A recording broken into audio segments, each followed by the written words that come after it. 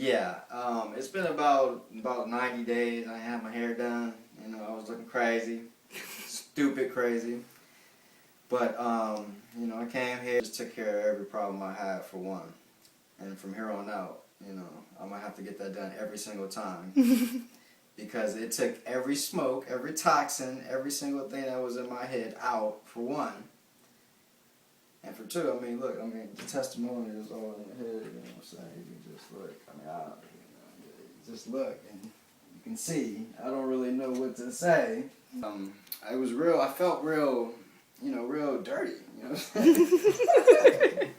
And how do you feel now? Real clean.